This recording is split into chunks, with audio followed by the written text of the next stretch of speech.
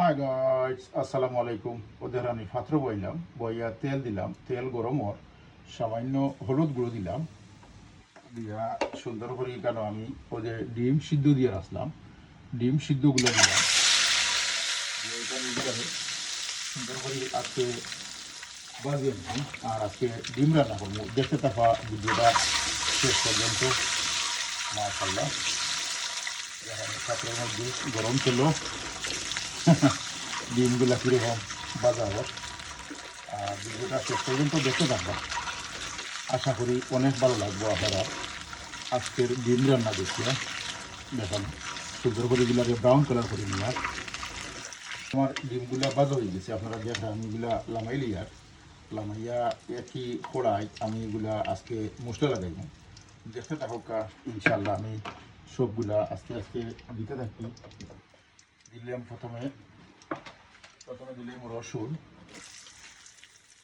রসুনগুলা দিলাম, দিয়া এগুলারে সুন্দর করে একটু ব্রাউন কালার করিয়া নিব।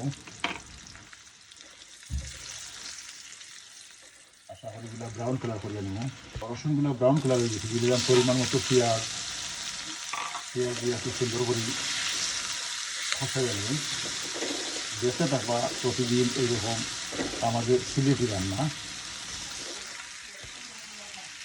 পরিমাণ মতো লবণ দিয়া দিলাম, পরিমাণ মতো হলুদ দিলাম, একটু মরিচ আর ধনিয়া বাকুরের গুঁড়া দিয়া সুন্দর করে এগুলো দিয়ে আমি নাড়াচাড়া করে নেব। আর দিলাম একটা ম্যাগি মশলা দিয়া সুন্দর করে বলা করে কষিয়ে নেব। আপনারা ভিডিওটা শেষ পর্যন্ত দেখতে থাকবেন।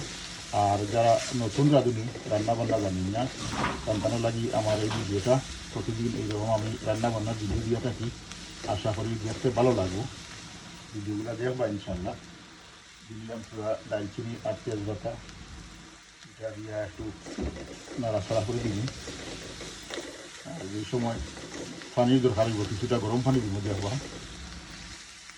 কিছু গরম পানি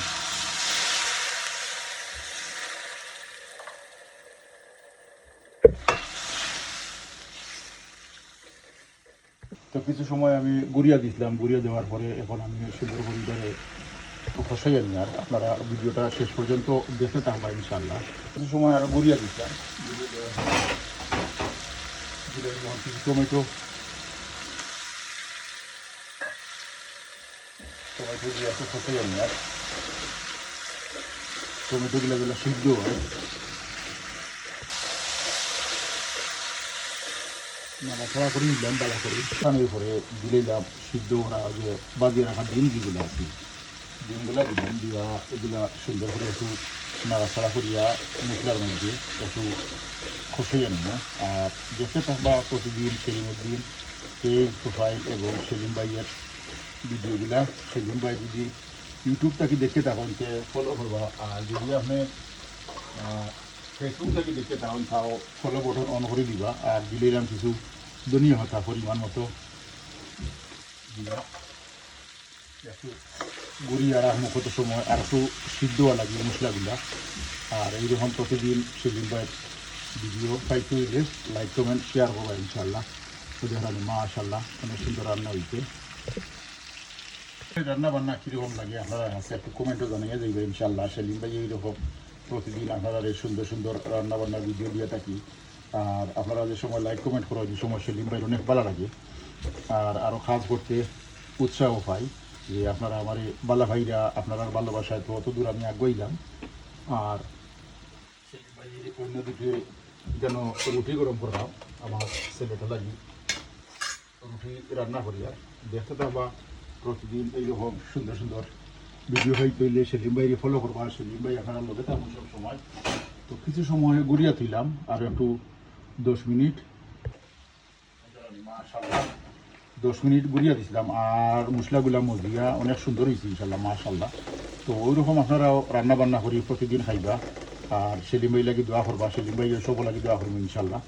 দোয়া ভালোবাসা রইল সেলিমুদ্দিন পেজ প্রোফাইলের পক্ষ থেকে। আলহামদুলিল্লাহ সব ভালো থাকবা। আর দোয়া ভালোবাসা রইল হাই গাইডস পরিবারের পক্ষ থেকে সবার জন্য। হাই গাইডস পরিবারের পক্ষ থেকে দুয়ার ভালোবাসা সবার জন্য থাকলো আলহামদুলিল্লাহ। আসসালামু আলাইকুম সবাইকে আমার ছোট্ট ফেসবুক এবং ইউটিউব পরিবারের পক্ষ থেকে আলহামদুলিল্লাহ।